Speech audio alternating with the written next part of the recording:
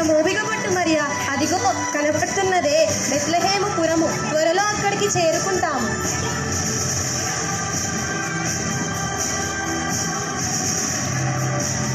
ఎవరో వచ్చినట్టున్నారు, వెళ్ళి చూడిపో.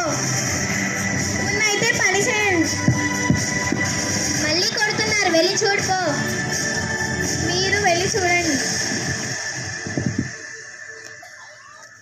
అయ్యా, ఏం కావాలి? అయ్యా, కొంచెం స్థలం ఉంటే ఇస్తారా? మేము చాలా వచ్చాం. నా భార్య నిండు చూలాలు ఎంతో వేదన పడుతుంది. స్థలం ఇస్తారా? రేపు ఉదయాన్నే వెళ్ళిపోతాం. అవునా, సరే ఉండండి. ఏంటే, లేకపోతే ఏంటండి? ఇప్పటికే ఇల్లంతా దిగ్గరెక్కిపోతుంటే వాళ్ళని ఎక్కడ పెట్టుకోవాలి? మీ నెత్తి మీద కానీ మా నెత్తి మీద కానీ పెట్టుకుందామా? అది కాదే, పాపం వారు చాలా దూరం నుండి వచ్చారంట. తన భార్య నిన్ను చూడాలంట. ఈ ఒక రాత్రి ఇక్కడ ఉండనిద్దామే. సరే, కానీ మన ఇంటి వెనకాల ఉన్న పశువుల పాకలో ఉండనిద్దాం.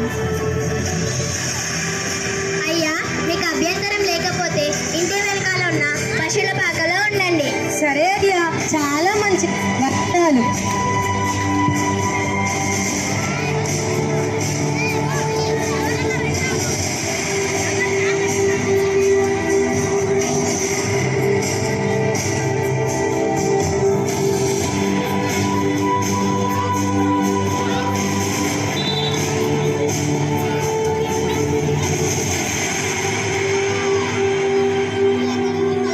చిన్నోడా, చలి బాగా పెడుతుంది, పోయి కట్టలేరా చలి కాదుదాం.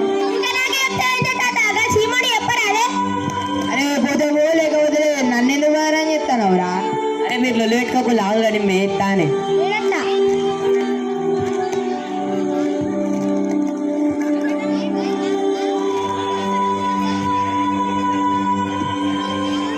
తాత చలి పెట్టినా కూడా చలి ఆగుతలే కానీ మనమే ఎట్లున్నా అంటే గుడ్లు ఎట్లుండాలనే. అవునరా,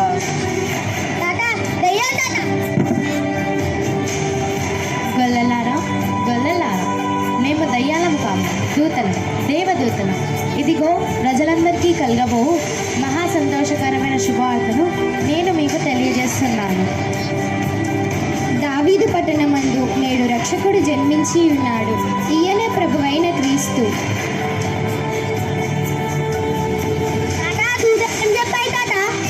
అరే మన కోసం రచ్చకుడు పుట్టాడంటరా, రచ్చకుడు. అవును తాత, పే చూసేద్దాం పాయే. పోదాంరా, కానీ వట్టి చేతులతో పోతామారా? అక్కడ మంచిగా పలిచిన పొట్టెలు ఉన్నాయి తాత. గొర్రె బిల్లు ఉన్నదే. మీరేనారా? నాగా కూడా 2 పొట్టేళ్ళు ఉన్నాయి. తాత మరి పోదాం.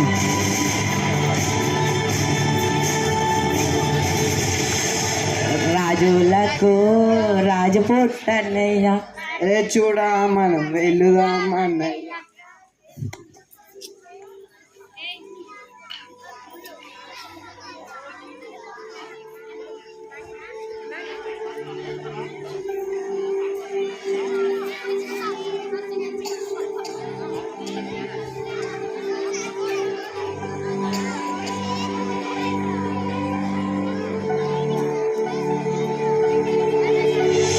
క్షమించండి భాష, నేను ఒక పరిజ్ఞానంలో ఉండడం వల్ల ఇలా జరిగినాయి. ఇందులో ఏం తప్పు ఉంది మిత్రమా? ఉన్నాం.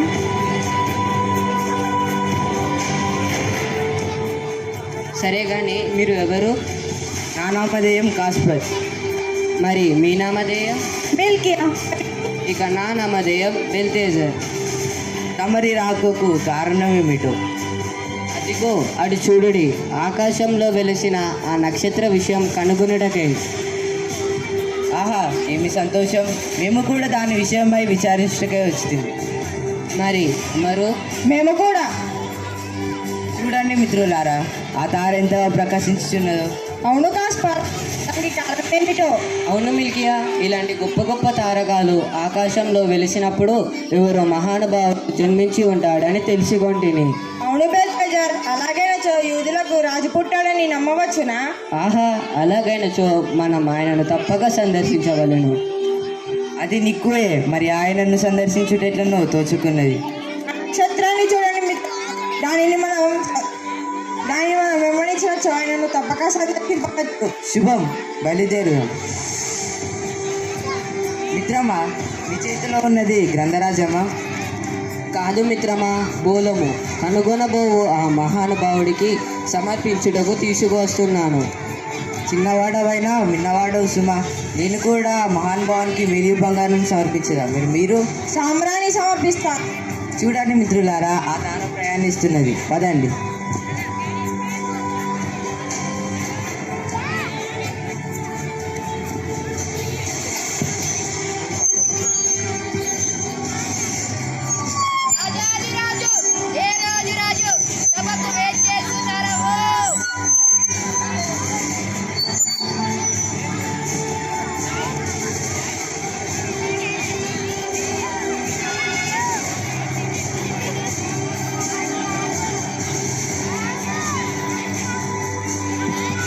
మంత్రి సామంత దండనాయకులారా, మన పరిపాలనలో యూదయ సామ్రాజ్యం ఏ విధంగా ఉంది?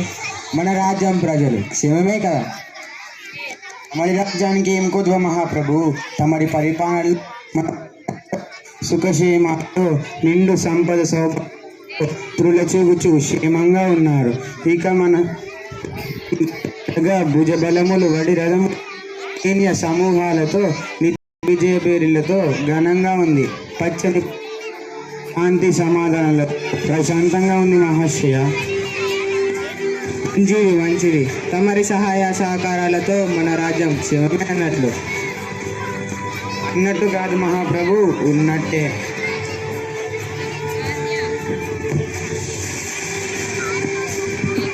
ఎవరు మీరు? మేము తూర్పు దేశపు జ్ఞానులం. ఈ రోజు రాజుని సందర్శించుటకు వచ్చి తిని. ఎవరక్కడ? జయము మహాప్రభు. ఏమిటి విషయం? జ్ఞానులంట రాజా, మరి కలవడానికి వచ్చారు. మేము కూడా జ్ఞానులమే కదా. సరే, మంచిది, ప్రవేశపెట్టండి. చిత్తం ప్రభు, ఇంకా మీరు వెళ్ళచ్చు.